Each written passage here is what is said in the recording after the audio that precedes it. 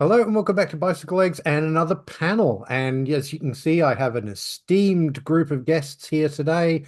And our topic today is going to be, we're going to be talking about our favorite B-sides. So the B-side to singles. Often, I would buy a lot of singles when I was a kid, and I would play the B-sides often as much as I would play the A-sides. And some of them became absolute favorite tracks for me. And I'm sure the guys here will have similar stories to that. I'm going to go around as I see it on my screen, and we will start with Mr. Davey Cretan from New York City. Davey, what is your first B-side that you would like to talk about today? As Buck Dharma and Blue Oyster Cult once said, time to play B-sides. Burning for You, 1981. But that's not where I'm starting. I am starting in the early 80s. Going to go the AOR route. And this record, I think it was the #1 record of 1982. And this was the B-side to the first smash hit single, Heat of the Moment. I'm talking about the Asia song, Ride Easy. Great And song. this is, thanks, Todd. This is not my favorite B-side by them. My favorite B-side is technically on the cassette version of their second album, Alpha. I wanted to pick that song, but I couldn't because it was on the cassette. So I went with my second favorite B-side by Asia, Ride Easy. It was written by John Wetton and Steve Howe. I don't know how the song was left off the album. It's a great album. It has great keyboard work by Jeff Downes. Sounds like it's playing almost a harpsichord, but I doubt it's a real harpsichord. Probably an electric keyboard, knowing Downes. Wetton has a great vocal. Steve Howe's guitars are great on it because he co-wrote the song. And even Carl Palmer has some nice drumming on this track. It's a melancholy rocker, but it has a nice lift in the chorus. And it's a big sing-along song. And I think it should have been on the debut album. And it was never on any of their records, except in 1986. It was on a Japanese EP called Aurora, which I don't think I own. And then in 2000, it was finally on a Greatest Hits compilation CD. So my first choice, Ride Easy by Asia, as my favorite B-side. Yeah, it's a What really was good the song. what was the song that was on the cassette? I forgot of the second album. Is it Your other Daylight. Daylight? choice. Yeah. Daylight. Okay. Because when I saw Asia in 2006, they did one of those songs. I think it was probably Daylight. But I was thinking it was Ride Easy, but they did one of those songs. And I was thinking, holy crud, I can't believe they're doing this. Yeah. But yeah, Good great songs. song. Actually, if I remember, there's another Asia song that I might mention in my honorables. So, um, yeah, no, really good choice. Interesting. I'll go off on a slight tangent here, Davey, and ask you the question. If you think Ride Easy should have been on the album, what would you have left off? My least favorite song was always Wildest Dreams, and I know people love that song, but they should have added it as the 10th track. 5 songs aside, maybe mix up the order so the sides are approximately the same length. But I would have added it as track number 10. Fair enough. All right. Mr. Stephen Schnee from California, what is your first choice? Okay, my first choice, I'm actually going to be going third to favorite.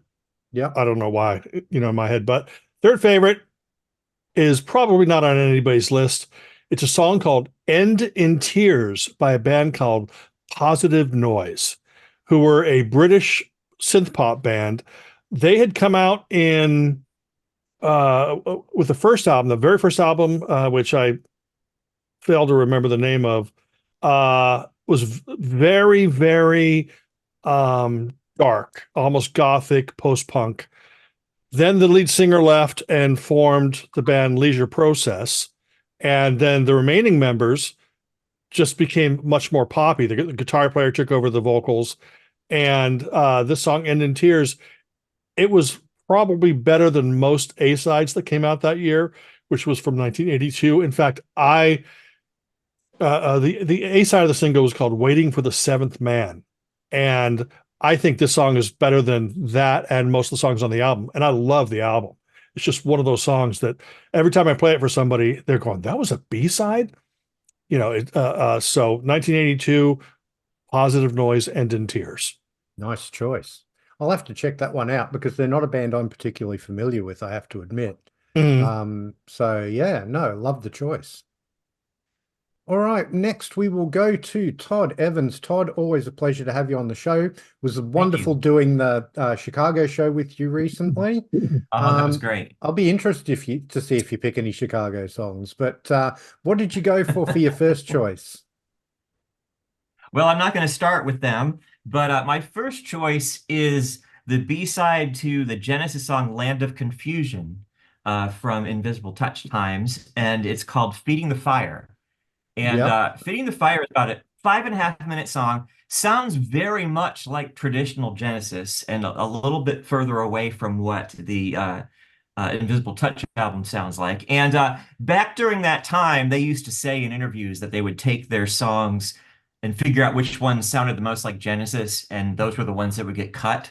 And so that would explain maybe why Feeding the Fire didn't make the album. But it's a very good song. It's still got gated drums, but it has a more traditional drum sound than a lot of the songs on the album do.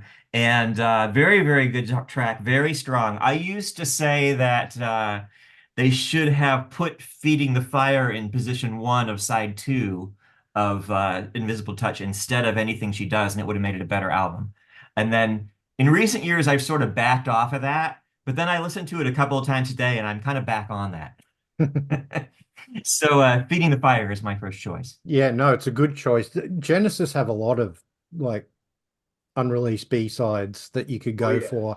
And just as a little slight mini spoiler, you may see another Genesis song coming up when it comes one of my turns.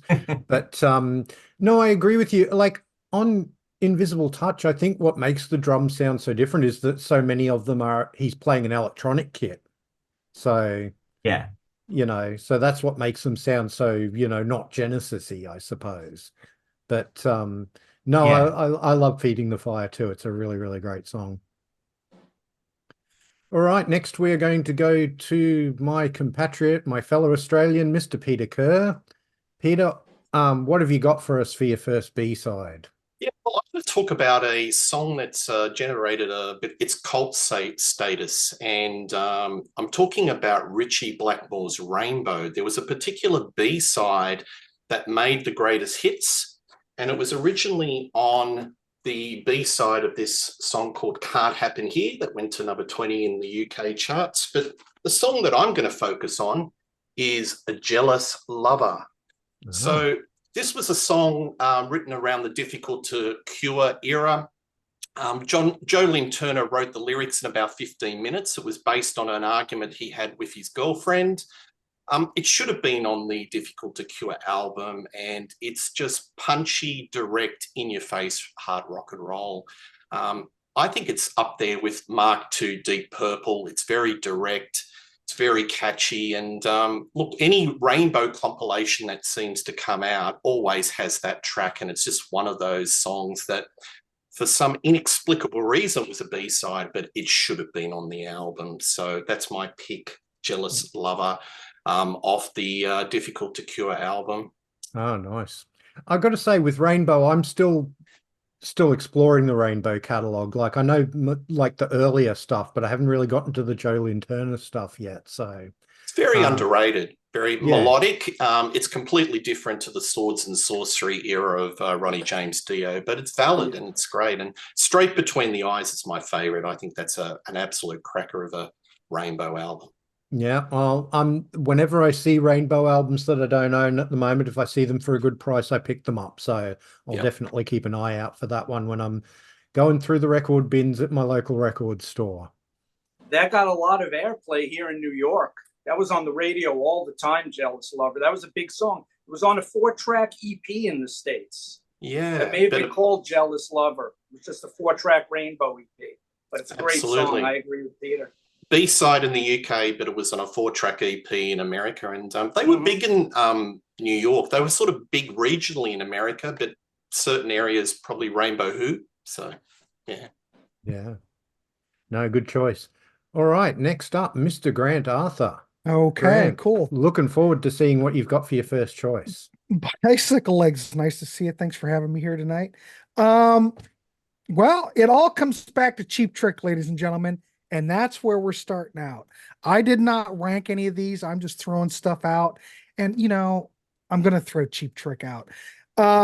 We're talking about the single "I Want You to Want Me." On the flip side was a track called "Oh Boy."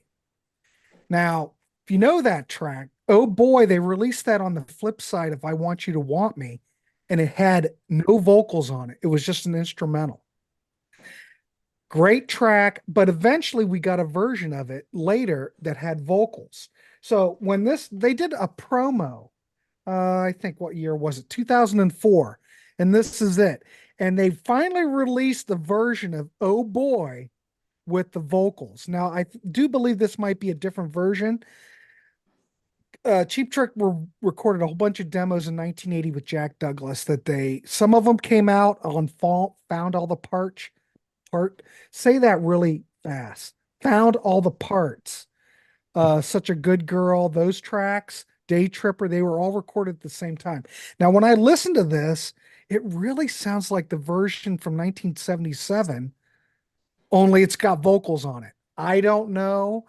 Hard to tell what the deal is, but they did put it out, and then it eventually came out on CD on this compilation that came out on Real Gone, Essential Cheap Trick, The Epic Archive. So it's out there, but it's a great song, whether it's an instrumental or it's got vocals. So that's my first pick. Nice. Yeah. Always love some Cheap Trick.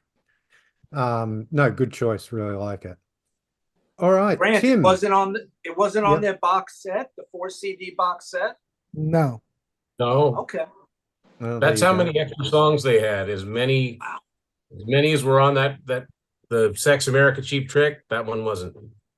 There you But go. I would like to know what Schneese thinks of it, because it is definitely a power pop masterpiece. If it was I don't think I've heard the vocal version. okay. So All right. yeah, I wouldn't have an opinion. All right. I figure All right. you would have had an opinion. All right, Tim. Before we go to you, Tim, did you want to just quickly tell all my viewers about your new book that some of us actually managed to participate in? Sure, thank you. I would love to. Props. This is a band that doesn't have any B-sides, believe it or not. But yes, Let It Be Your Guide, the Kansas album review. This is about 255 pages, available on Amazon. And yes, Grant and Todd and Daniel all contributed to this. A bunch of other contributors.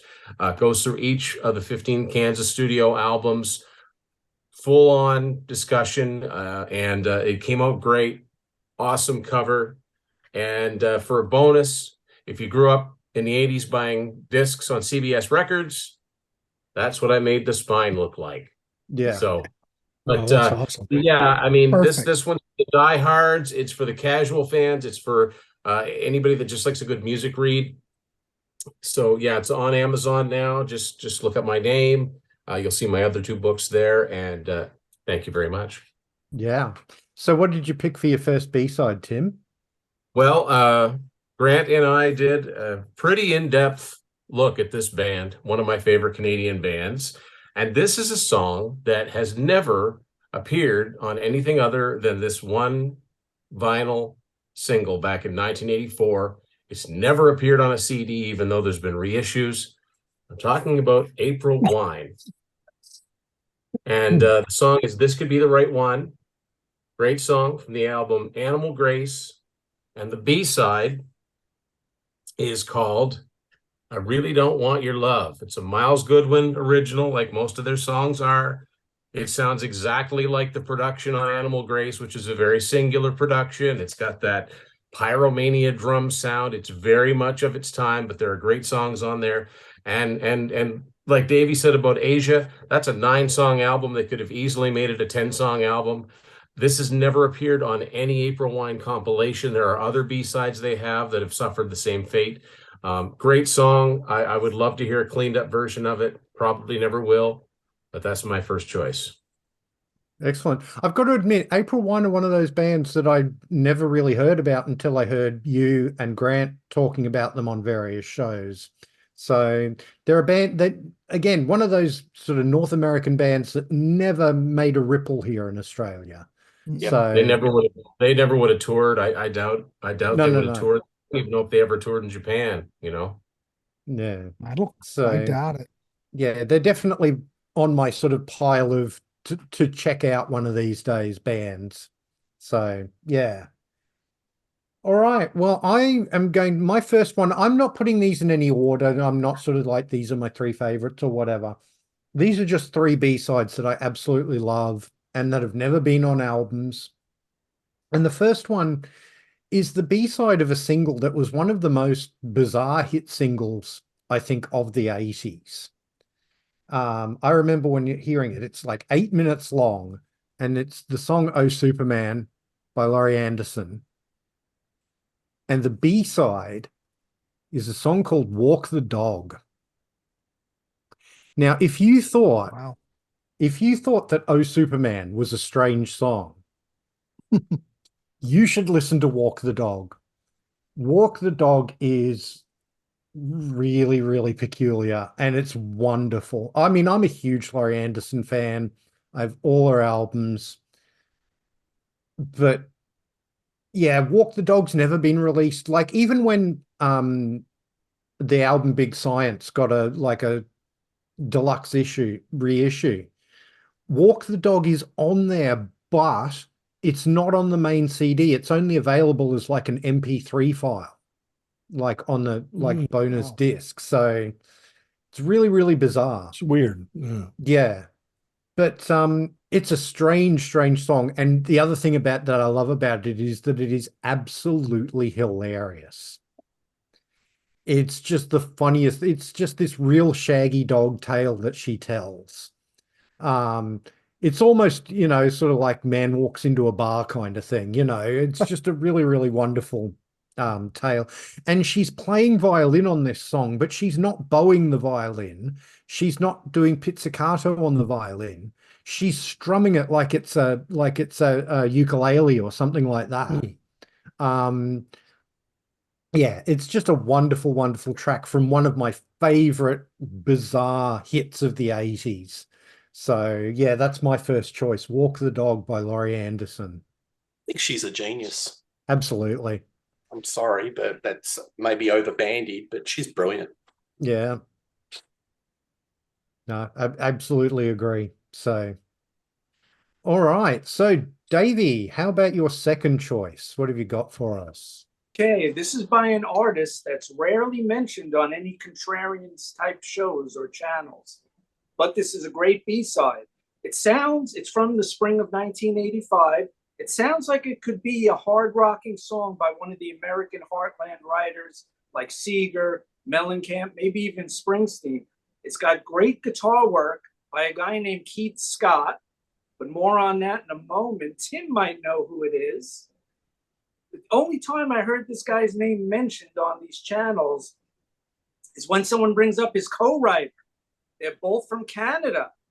It is Jim Vallance and Bryan Adams from 1985, the B-side, but this is only in the UK on the 12-inch and on the 45, not in America. In America, it was a live version of Heaven, which was the #1 A-side. This is a song about Princess Diana called Diana. And Bryan Adams didn't put it on the album because he thought Tim's probably getting his 45. He's got his 45 of Diana. You know he does. That didn't take too long. Put it, Of course he's got single. It. Of course he's got it. Wow, you topped me again. Nice. Good job, Tim. So Adams didn't put it on the album because he thought it would cause too much controversy because Princess Diana was always in the news.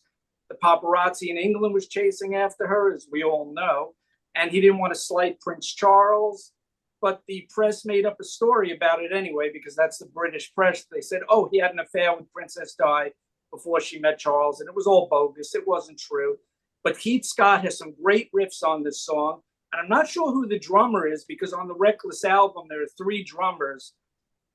So it's either a guy named Pat Stewart, Mickey Curry, who's well known, or Steve Smith, who was in Journey, Vital Information, et cetera, et cetera. Not Steve so Smith. One of Steve those Smith guys. is only on Heaven. Okay, so Steve it's not Smith Steve is only Smith. on Heaven. I'm going to guess it was. It sounds like Mickey Curry to me. It's pretty heavy hitting drums. Okay, yeah, the drums are great in the song. Yeah, and it's just catchy. It's a rocker. It's It's more of a hard rock song from Adams. That's another reason he probably left it as a B-side. But it's a really good song. And they used to play it on New York radio.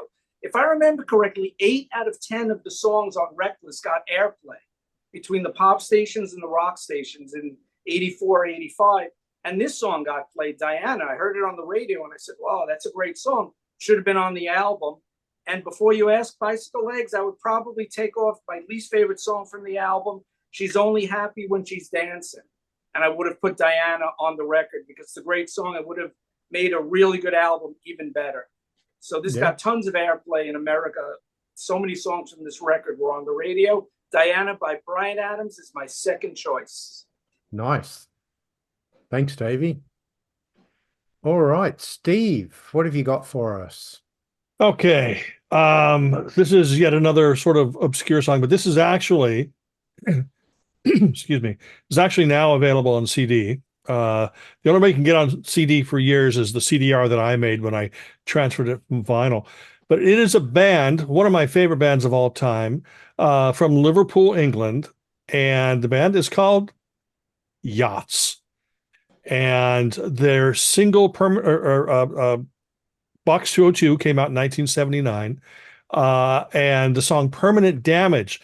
Now, normally I shouldn't like this because I am not a fan of live recordings, but the song is so good that I just ignore the fact that it's recorded live. I mean, they sound great live.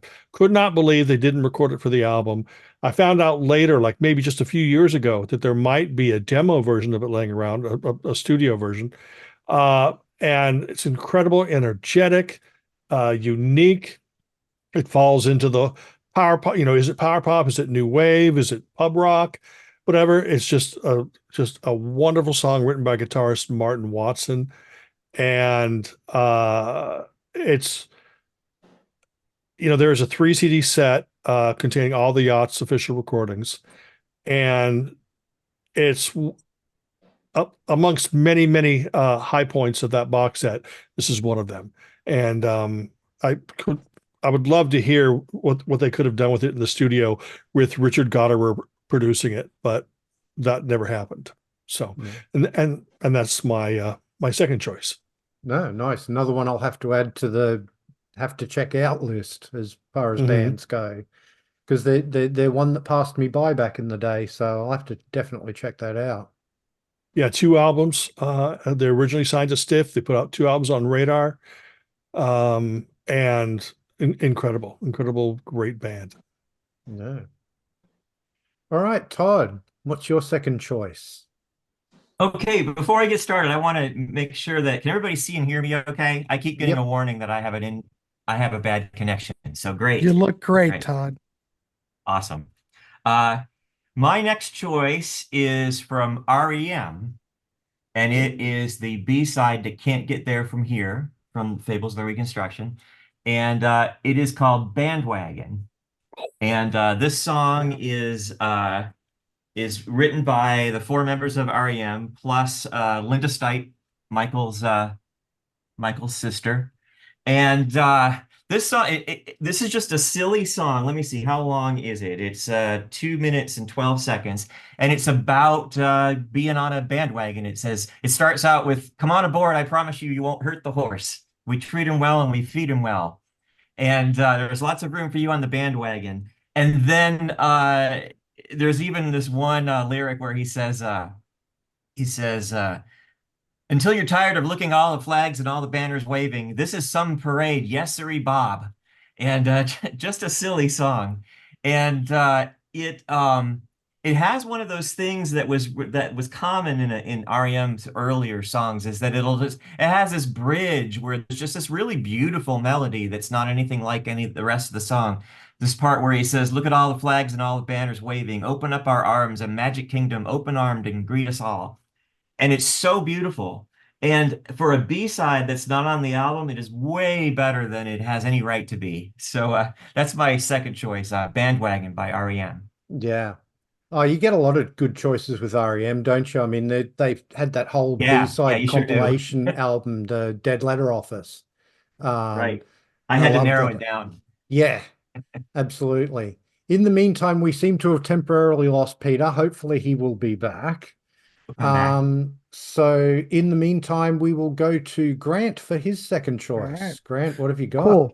All right. Like I said, I didn't rank any of these, but you mentioned how REM has great B-sides. The band in my mind that has possibly the best B-sides on the planet has to be The Cure, because a lot of these songs by The Cure that were B-sides should have been on albums. Because if you're a fan of The Cure, you're in the Cure community, you know that people always go, "Oh my God, how could this be a B-side?" Now, I have one song chosen, but I think I'm going to switch it up because I think this might even be a stronger song. So I'm going to go with something that should have been on Wish from 1992, but it was the B-side to a Letter to Elise, and that did come out in 92. And I'm going to go with The Big Hand, which is absolutely, when you think of a Cure, like a majestic Cure song, something with power, emotion, a lot of that stuff that Robert Smith sings, there's so much emotion to it. The Big Hand fills all those check boxes. It's a fabulous song. I have no idea why it was not on Wish, because it's absolutely brilliant. You can get it on the B-side box set. It's out there, and it did come out on the CD single of it, but the vinyl version, that's what was the flip side. What was the Absolutely other song? on the I don't No, the one I that you don't were know. originally going to go with. I was gonna go with something that was off of it was a single off of Disintegration, the flip side of Love Song, which was Too Late, which I also think is absolutely brilliant. It's catchy, it's melancholy, it has everything you want in a Cure. Because if anybody can write a pop song, it's Robert Smith. Yeah. And Too Late is a wonderful pop song, and I don't know why that did a thumbs down, but it did. I know why. Why is that? Mm. Okay. But anyway, that would have been my other one I was going to go with, but there you go. I'm going to go with The Big Hand. Absolutely brilliant. Do yourself a favor, go on YouTube. There's a live version of it. And I do believe they did it. Well, I think they still play it on tour, maybe. Phenomenal. Phenomenal live, phenomenal in the studio. So there you go. Yeah. That's my second choice. Great. Peter, welcome back. We missed your turn, but we'll have you now. What was your second choice for B-sides? Okay, second choice. So Australia's answer to the Beatles, the very great Easybeats. Oh, yeah. This B-side has been on a couple of their songs. It was the B-side to Friday on My Mind, which everyone knows, which was a hit.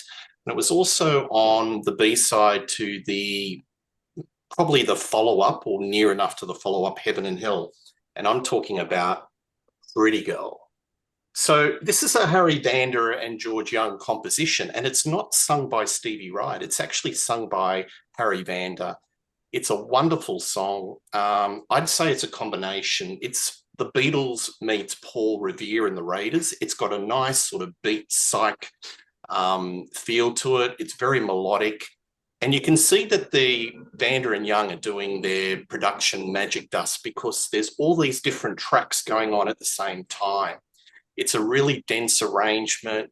It's a pop-tastic song, and it should have been an A-side and probably the logical follow-up to Friday on My Mind, but it wasn't meant to be. They released Heaven and Hell. It got banned by the BBC for an innocuous throwaway line, and that was probably the end of the Easybeats internationally, nevertheless. So anyway, that's my selection, Pretty Girl. It's just top shelf Easybeats, and in no way, shape or form should have been a B-side. Yeah, absolutely. Now, I remember it was never on any of their like studio albums, but there was that compilation, like there was it was actually called The Best of Easybeats plus Pretty Girl. Yes. And yeah. It's a great compilation if you can find it. Definitely well worth investing in if you find it in your travels. But yeah, the Easybeats, massively underrated Australian band. Most people outside of Australia only know them for Friday on My Mind. They did so much great stuff before that. They did so much great stuff after that. So absolutely wonderful band and definitely worth checking out if you don't know them. All right, Tim, what is your second choice? So my second choice is one of my favorite melodic rock bands to come out of the 80s, Night Ranger. And this is a UK single to the song The Color of Your Smile, which is from their 1987 album Big Life. The B-side has never appeared, as far as I know, has never appeared on a CD. It's called The Girls All Like It. And it's a great rock and roller. And what's, astute fans will know that followed Jack Blades. 3 years after this, of course, he was in Damn Yankees. And he borrowed a little bit of the song, the verses from Girls All Like It for the song, I believe it's Rock City on the first Damn Yankees album. But great song, a little hard to find, but worth checking out if you like Night Ranger. Right. Yeah, no, really good choice. Again, another one of those bands that really didn't make a big splash here in Australia back in the day. So something I definitely have to check out a bit more. But I have listened to a little bit, so they're not completely sort of unknown to me the way, say, April Wine is. So yeah. No, good choice. All right, Dave. No, me first. I suppose I get a turn, don't I? So I was mentioning earlier when Todd had his first pick that we may see some more Genesis as we went along, and now we are going to see some more Genesis. This is a B-side to one of their 70s singles. The single was their first sort of hit on the charts, and that is I Know What I Like. And the B-side is a song called, I don't know if you can see that, but it's called Twilight Alehouse. It was recorded in 1972. So it was recorded, I believe, during the Foxtrot sessions. So it was like from the album beforehand. And it definitely has that sort of, nursery crime Foxtrot kind of sound to it.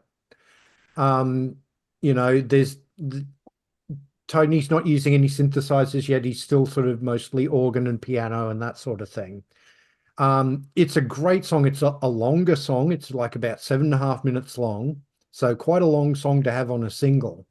But if you like that sort of Foxtrot nursery crime feel of Genesis, I absolutely love that period of Genesis myself, definitely go and check out Twilight Alehouse. It's been on some of their box sets. Like I think it's on the Archives, the first Archives box set, and it's available as a bonus track in the 70s like big box set where they released all the albums. So it's definitely worth checking out if you're into that sort of, early 70s Genesis. Twilight Alehouse is a really, really good song. And I don't know if it could have ever been on an album because Genesis albums were long, they were often, like people that back then were doing sort of 35, 40-minute albums tops. And Genesis were doing albums that were sort of 50 minutes long.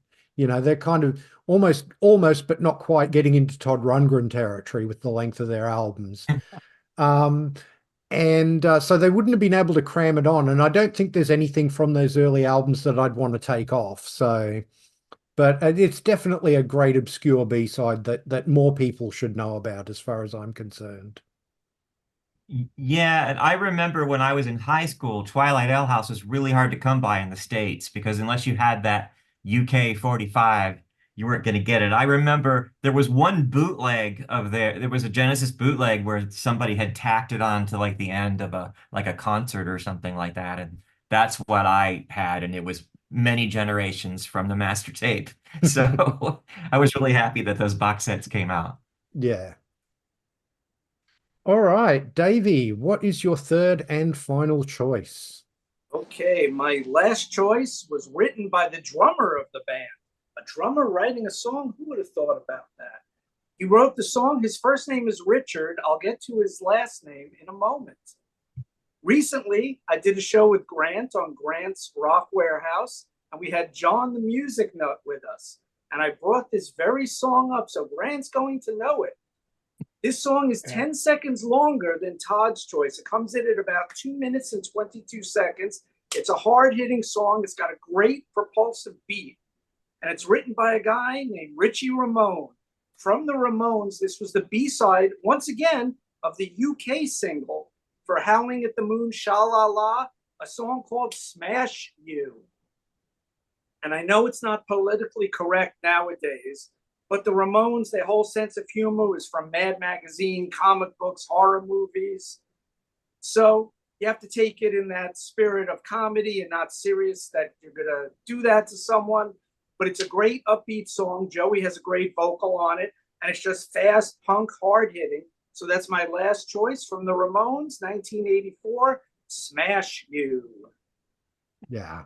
I mean, you can't go wrong with the Ramones, can you? I mean, even those 80s albums that a lot of people sort of don't regard as highly, I still think they're a lot of fun. I think they're really fun albums. So, You're right. Great choice. Great way to finish out your list. Love it. Thanks. And we also did a ranking of the Ramones albums on Grant's channel. So look for that if you guys are Ramones fans out there. Absolutely. Steve, what is your third and final choice for today? This is probably my favorite B-side. And I know that I picked two obscure ones, Yachts, which you can find in the box set. You can probably find that on YouTube. I know for a fact you can go to YouTube and listen to Positive Noise, End in Tears. But my favorite B-side, I try to avoid anything Beatles related, but I can't deny that Wings' Daytime, Nighttime Suffering is not only one of the greatest B-sides ever, it's probably it's McCartney's greatest B-side. It's one of his greatest songs and one of the greatest B-sides ever. Just an incredible, that should have been the A-side. Good Night Tonight, I think, is a really good song. But when you play those songs back to back, Good Night Tonight sounds like a B-side. And it was a precursor to what was to come on Back to the Egg. Doesn't sound like Back to the Egg, but it's just a truly amazing song, and it's up there with the best of his material. Yeah, I mean, absolutely. We did a show recently over on Canadian Stud Muffin where we had to pick our 10 favorite Paul McCartney, like underrated Paul McCartney songs. Mm-hmm. And Daytime, Nighttime Suffering was one, that definitely came up in that show because it is a wonderful track. And it's just, it's just that pure McCartney pop, that song, isn't it? It's just a wonderful song. He's not doing, like, Good Night Tonight's a good song, but it's one of his sort of genre exercises where he's like, let's do a disco song, or let's do a reggae song, or let's, whatever. Daytime, Nighttime Suffering isn't that. It's just Paul McCartney doing what he does best, which is write a wonderful, catchy, melodic pop song that has those McCartney hooks. Love it to death. Great choice. Yeah, I'm I don't read into all the McCartney or the Beatles myths and stuff. I'm still trying to figure out, could they have chosen Daytime, Nighttime Suffering as an A-side, and then he recorded Good Night Tonight, and they decided, well, no, let's put that out instead, and they just threw Good Night or Daytime, Nighttime Suffering on the B-side? Or was that a throwaway track that Paul wasn't, didn't have any faith in, and he just said, well, I've got this great A-side, let's just throw something on the B-side. Could his vault be filled with songs as amazing as that? I'd say there's a good possibility. Yeah. No, you could be right.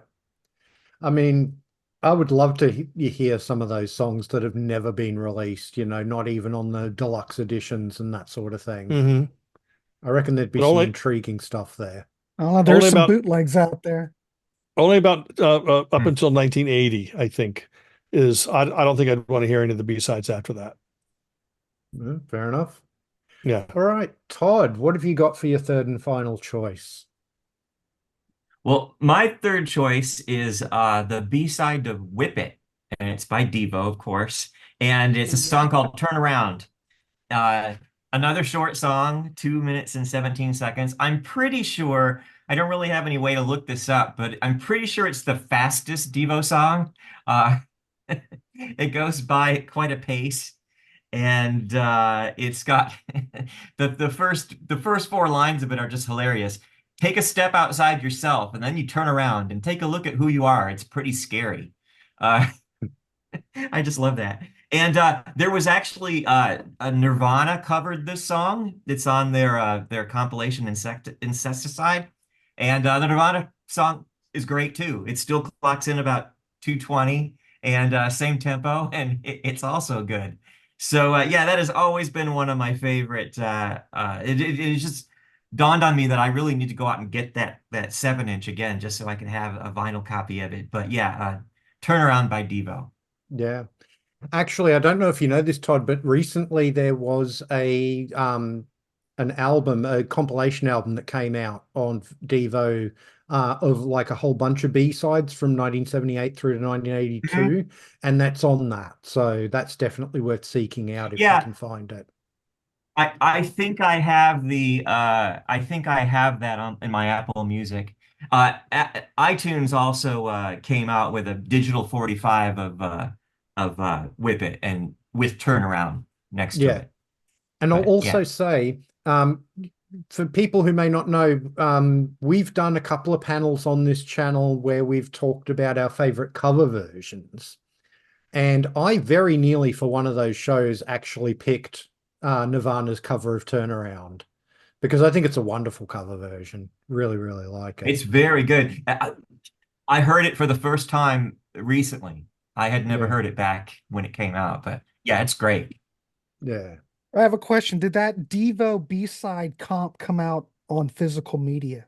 I've Yes, never it's heard that. definitely come out on CD, and I have a feeling it's had a vinyl release recently too, but I'll have to double I check think that. it has. I think I've seen the vinyl.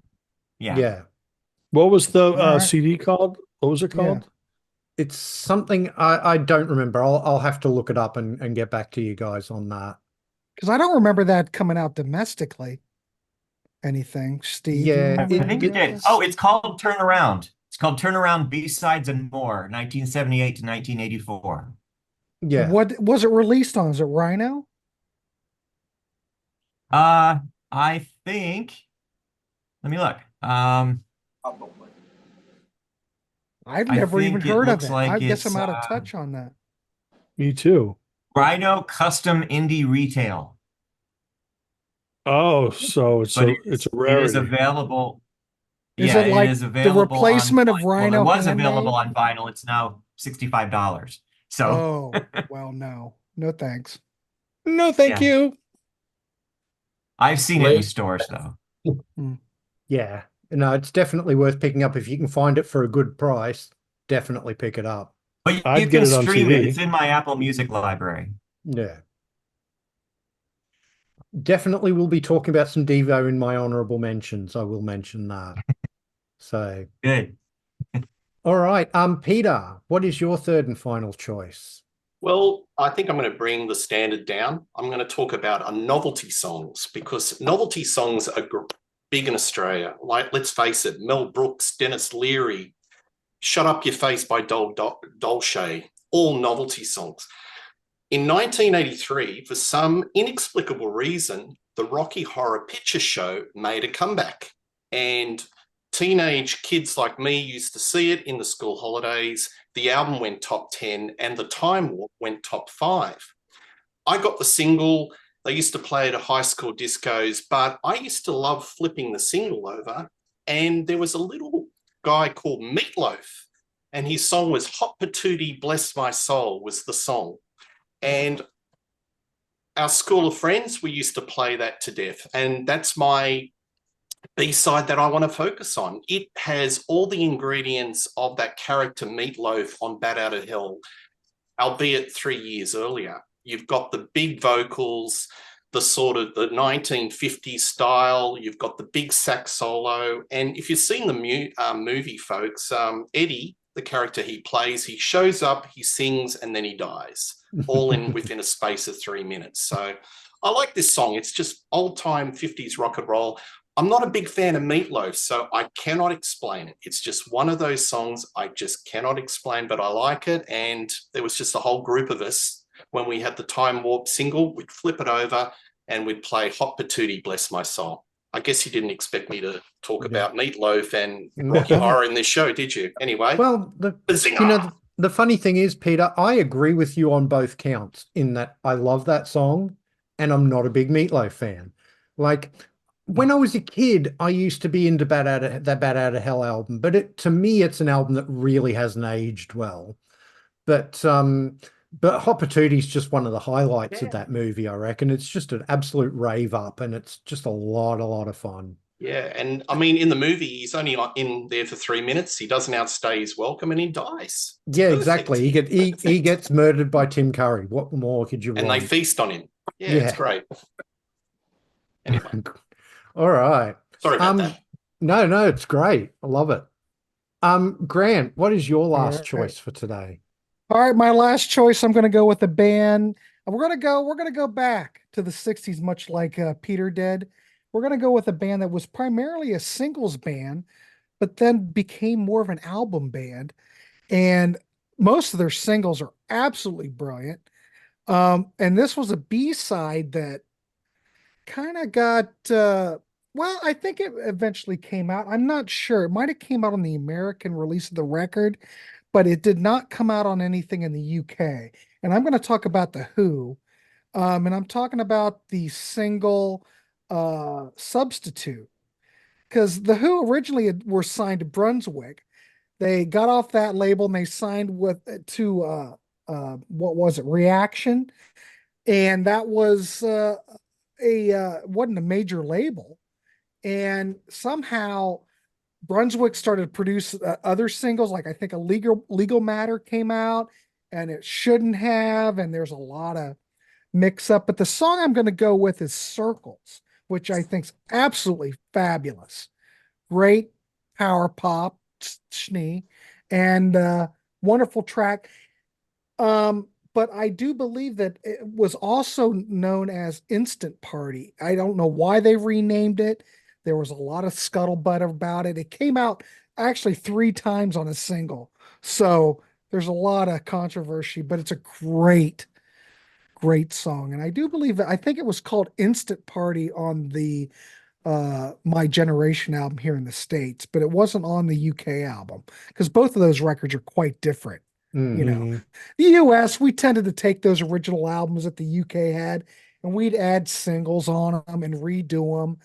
You know, it's the Beatles thing. You know, none of those Beatle albums up until, you know, Pepper they were all screwed around with. So that we did that with the Who. But Circles, great track. That's my third choice. Is that song on Odds and Sods compilation? No. Oh, okay. I'll have to see. It might be on the expanded version. I don't know, but not on the original. What was it? 1973 version. It would. Okay, cool. What about Meaty Beaty Big and Bouncy? Wasn't on Meaty Beaty. It wasn't on there. Okay. It should have been. It's so good. So. No, I always love some Who. So yeah, great choice. Love it. Tim, what is your third and final choice for today? So I got a little story to go with this because it's the most unlikely thing. So this was about 1989, and was at a department store that didn't even have a music section. But what they did have, for some reason, in a back part of the store, they had all of these cassettes that were marked down. They weren't deleted. They were just, I don't know where they all came from. But underneath that, they had a bunch of singles. And so I'm digging through these singles, not seeing much, but I come across this out of nowhere, like for 50 cents, I bought the single to I'll Fall in Love Again by Sammy Hagar from the Standing Hampton album, which I had just gotten on cassette. And the B-side of that song, or that single, is a song called Satisfied. Now, this is a perfectly good rock song that could have fit right in on Standing Hampton. It was produced probably at the same time by Keith Olsen. And as well-known an artist as Hagar is, this was a platinum album. This song has never to my knowledge, shown up on any CD compilations whatsoever. There's never been a Rock Candy reissue of Standing Hampton with this on it. I don't know what the holdup is, but it's a great song. And it's just so weird because this remains the one and only time I ever saw it in the wild, and I wasn't even looking for it. So that's my final choice. Sammy Hagar, Satisfied. Nice. Oh, that's I Well, there don't you even go. know that track. Wow, that's great. It's just a fast little rocker. Well, I guess it's not fast. It was 428, but it's a really up-tempo song, and would have fit right in. And there's another song around that time that's on the heavy metal single called Don't Get Hooked, which has also never been on CD, but Yeah. No, But it great. wasn't the soundtrack? Wasn't it on the No. CD on the soundtrack? It wasn't? no, just heavy metal, which is worth getting because it's a different recording than the Standing Hampton version, but There you go. It's just odd, but cool. All right. My final choice is actually, this song is the reason that I came up with the idea for this show in the first place, because I was listening to it and just thinking what a wonderful song it was and why it was never on an album. It was only ever a B-side, which really perplexed me. The song is from the split end single 6 Months in a Leaky Boat. And the B-side is a song called Fire Drill. Fire Drill. It's a song written by Tim and Neil together, and it was recorded at the same sessions as Time and Tide.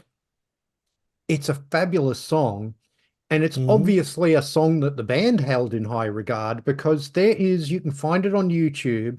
There was an official video that came out on VHS cassette of a split end show that they did in Canada. And it's a wonderful pro shot concert. And the first track they play in that concert is Fire Drill. And it's like, wow, why is this band starting a concert with an obscure B-side? Yes, Mr. Schnee, you may go to the bathroom. I saw Split Ends during the Time and Tide tour at the Hollywood Palladium, and they opened the show with Fire Drill. Yeah. So, and going back to what I was asking Davey earlier, I'll do this for myself. If you were going to take Time and Tide and you're going to take a song off it and add Fire Drill, the song I would take off is Never Ceases to Amaze Me, because I never thought that was the strongest track on that album. So I would have had Fire Drill on there instead.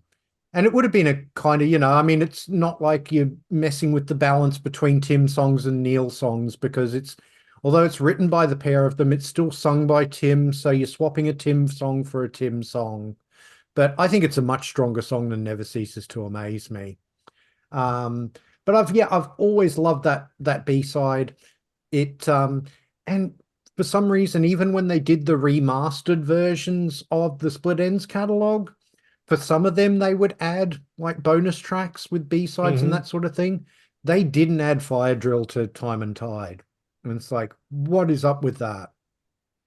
I was going to say, first off, I would probably replace Make Sense of It with Fire Drill if I had to replace any. And that song did end up as on the bonus disc in the box set. There were the two box sets that came out, the odds and ends and rear ends. It ended up on the rear ends bonus disc. Yes, that is correct. Yes. But when they did the 2006 remasters, they should have added it as a bonus track to Time and Tide, and they didn't. Can't figure it out. Yeah.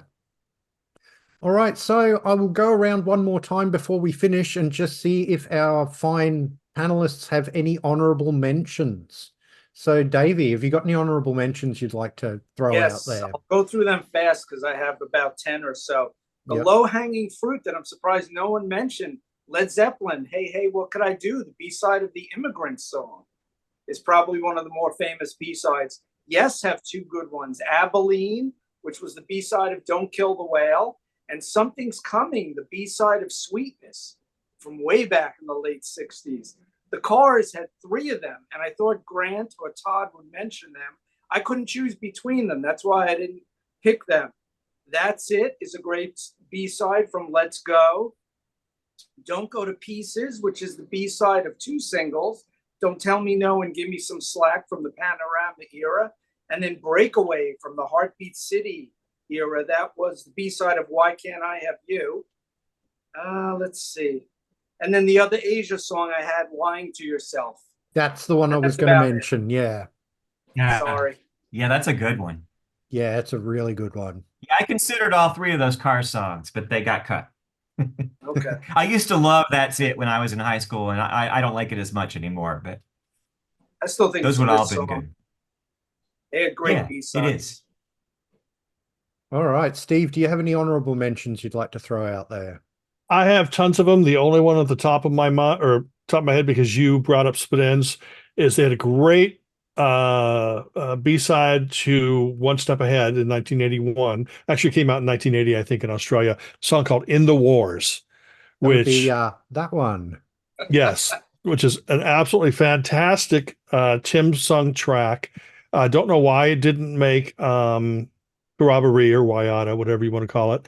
And then they totally remixed it and practically changed the arrangement for the 2006 remasters. But you can find the original version on that Rear Ends bonus disc. Yeah. And they actually used that song in the movie Starstruck, Australian movie. Yeah, lots of like Phil Judd stuff in there as well. Yeah, yeah. Well, Phil Judd basically wrote the soundtrack, Yeah. and then they used other songs like the main characters sing the Split End song, Body and Soul. You know, she's got body, Yeah. she's got soul. But yes, there's a scene when the main character's sort of walking back to the pub that she lives in and that sort of thing. And they're playing In the Wars during that scene. So yeah, that's the other place where people might know it, but it's not on the soundtrack album. Right. The soundtrack album, though, I wish it would come out on CD because it has those swinger songs, but it also has Mental as Anything, Humming a Tune, which is a great song. Yeah, it's a wonderful soundtrack if you can never find it. But yeah, it should get a CD release, shouldn't it? Yeah. Absolutely. Okay, Todd, any honorable mentions that you've got there? A couple that I'll mention real quick. I almost picked Toto, the 7th one, which is Grant and I did there you go. And were you on? Yeah, we were. Yeah, Tim was on that too when we picked the albums. We ranked the albums, and I, of course, everybody knows that I love the album, the 7th one. But the 7th one was the B-side. It was the B-side of Stop Loving You. And it's not that great of a song. It's just kind of like a groove that kind of goes on. And I think the lyrics are just 1, 2, 3, 4, 5, 6, the 7th one. But if you like to hear David Page play the piano, then it's a great track for that because there's a lot of piano soloing and vamping going on. And the other one I want to mention is a terrible song, and that's why I didn't pick it. But it's the first thing that I thought of when Daniel suggested this show. But the flip side to Three Dog Night Shambhala, Three Dog Night was my first rock band, unless you count the Partridge Family, which most people don't. But the other side of that is called Our B-Side, and it's just this horrible song. One of the lyrics says, "We'd love to write an A-side someday, but here it is, our B-side baby." And and then he says, "Kids, are you humming it? 1, 2, 3, 4," and then children hum. It's so bad, but I felt like I had to mention it. And if you can, I don't know if you can tell this by looking at this record, but it's totally worn out. I must have really loved it when I was a kid. But anyway, we had a list of terrible B-sides behind it. that reminds me of the name of an Adam Ant compilation called B-Side Babies. And then now it makes me remember, there's the B-side, the single recorded version of the group or the song Friends, which is another great B-side. And Adam had some really good B-sides. Yeah. He did. Yeah. Yeah. Absolutely he did. Yeah. But Peter, any honorable mentions that you got there? Yeah, a couple.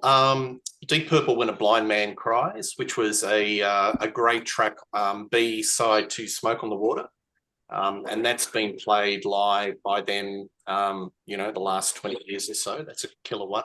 The Knack, Let Me Out.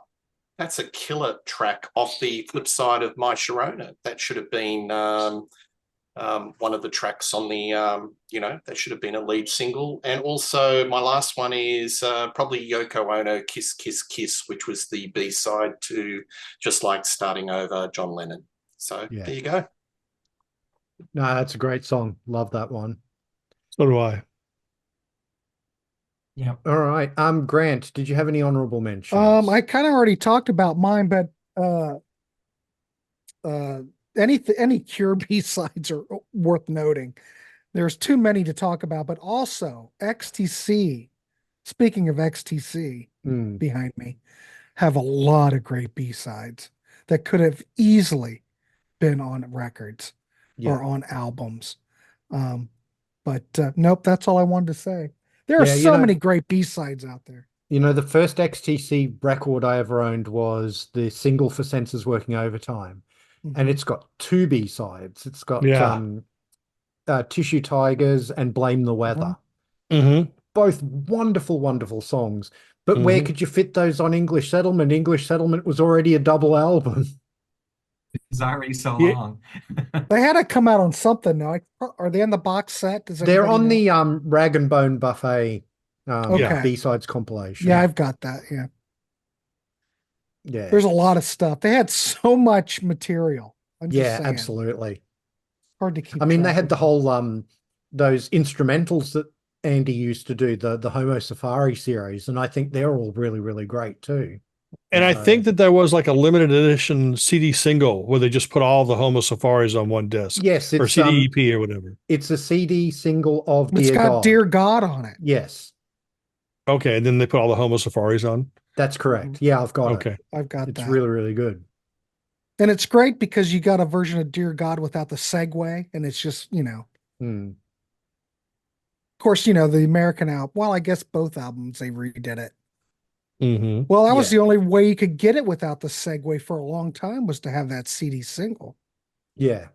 Yeah, probably until the Fossil Fuel singles collection came out. Yep. Yeah, I had the Grass single when it first came out. Bought it, loved Grass. Didn't think it was a great single, but loved it. Turned it over, listened to Dear God, listened to it once, and then 2 months later or whatever, it's like the biggest XTC song ever. And it's like, wow, that was a weird one. Kind of snuck up on you. Yeah. And it should have been on that original release, no doubt. Yeah. Todd thought it should have been on it. Not Todd down here, but the other Todd. Yeah. Todd Rundgren, yeah. He thought it should have been on there, but A real a little bit too much. But hey. All right. Tim, did you have any honorable mentions? I think you said you had a few. So I had a few. I'll go through them real quick. It's funny that Todd mentioned the total, the seventh one, because now this is Love Has the Power, which is that ill-fated, from that period in 1990 where they had John Michelle Byron. But anyway, the seventh one is the B-side of this. This is a UK single, but the cassette. I didn't know that. I've never seen that before. Yeah, but it's kind of the cover of the past to present, right? But that's the B-side, the seventh one. But the cassette of the seventh one, I remember listening to it, and after is it Home of the Brave? Home of the Brave fades out, and then this seventh one kicks in, but it's not listed. Oh, okay. So I don't know if that was on all the cassettes or just the one I used to have. Not sure. I don't know. But yeah, it's less of a song, more of just a jam that they happen to capture, right? Yeah. I'm going to mention an artist that Davey already mentioned, Bryan Adams. This is a very early single of his, Give Me Your Love, from his first album in 1980. The B-side is called Don't Turn Me Away. It's got a copyright date of 1979. It's an Adams Valence composition, perfectly fine. I don't think it's ever appeared on anything. Of course, I got to mention Y&T, All American Boy from Down for the Count. B-side is the studio version of Go for the Throat, which at the time was a live version that they did on Open Fire. But the studio version first appeared, other than this single, it appeared on the Hearing Aid album. And eventually it appeared on a reissue of In Rock We Trust. Next one, Queen from Radio Gaga, the B-side, I Go Crazy. Great Brian May rocker. It's on the, if you get any of the from the Hollywood remasters on of the works, it's there, but it wasn't on the original album. And my final one is the really kind of the band that introduced me to the concept of having songs on the B-side that weren't on an album. That was kind of a new concept to me, and they did a lot of them. Def Leppard, and this is the Animal single, and it's got probably the best of the B-sides from that era. I Want to Be Your Hero, which eventually ended up on Retroactive. But yeah, those are my honorable mentions. That's a crappy 45 picture sleeve, though. Don't you think? Not very good. Well, when you put them all together, they make up the album. This is the middle. Look at it. It just this is the middle very... of the. Oh, okay. Hard to tell on the screen. Okay, I see it. Yeah. Okay. Yeah. So there were 7 singles released, but they put out some sort of limited edition. Together? Okay. They were going to put out Excitable and Love and Affection as the 8th and 9th single to make a complete square, but they didn't at the time. They should have just done it right then. Why not strike while the iron's hot? And we probably would have gotten 2 more songs out. But yeah, this is the middle of that if you're going to do that. All right. Now it all makes sense. Now it all makes sense. Collect them all. I've got a few honorable mentions that I'll rattle through quickly. This is Billy Thorpe and the Aztecs. Most people I know think that I'm crazy. An absolutely classic Australian single. The B-side is something called Revolution 3 Puff. And I was actually playing this morning, and it's just this 1-chord jam, basically, where they just do this, wonderful guitar playing, and they've got a guest saxophone player called Frank Smith. Never heard of him, but he wails up an absolute storm on. It's an instrumental. It's just them grooving for about 7 minutes.